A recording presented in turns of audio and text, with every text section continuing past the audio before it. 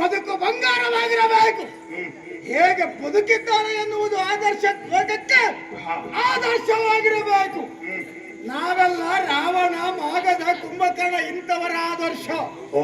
ವಿರಾಟ ನಗರಕ್ಕೆ ಒಂದು ಕಾಲದಲ್ಲಿ ಪಾಂಡವರು ಬಂದು ಉಳಿದುಕೊಂಡರಂತೆ ನಮಗದು ಹೆಚ್ಚಿದ್ದಲ್ಲ.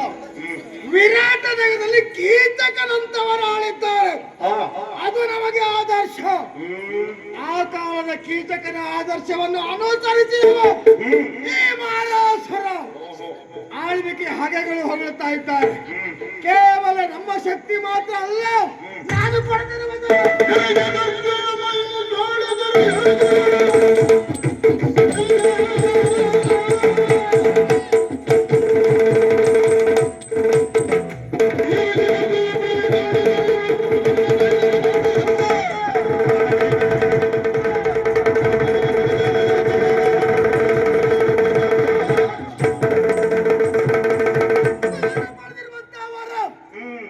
ಹಿರಣ್ಯಕಶಿಪ ಒಂದು ರೀತಿಯಲ್ಲಿ ವರವನ್ನು ಪಡೆದ, ಹಿರಣ್ಯಾಕ್ಷ ಮತ್ತೊಂದು ರೀತಿಯಲ್ಲಿ ಪಡೆದ, ಶುಂಭನ ನಿಶುಂಭರ ಈ ರೀತಿಯಲ್ಲಿ ವರ ಪಡೆದರು, ಅಳಿದು ಹೋದರವರು.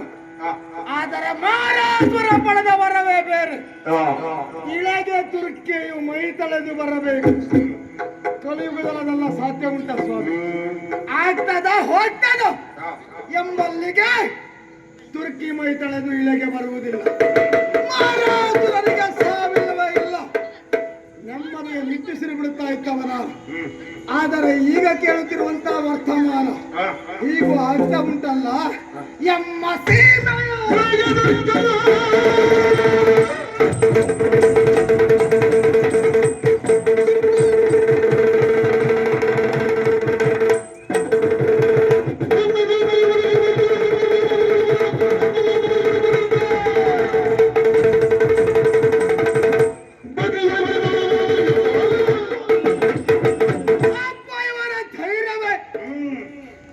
ಮಾಡಲಿಲ್ಲ, ಹೊಟ್ಟೆ ತುಂಬ ಕಣ್ಣು ತುಂಬ ನಿದ್ದೆ ಮಾಡಲಿಲ್ಲ.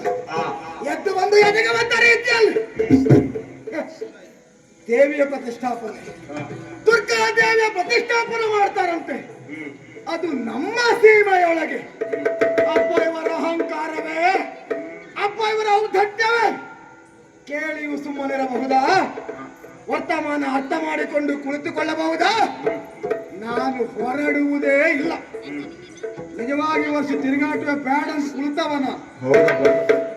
ಮತ್ತೆ ಮತ್ತೆ ಬರಬೇಕು ಬರಬೇಕು ಅಂತ ಕರೆದಾಗ ಬರಬೇಕಾದ ಅನಿವಾರ್ಯತೆ ಬಂತು.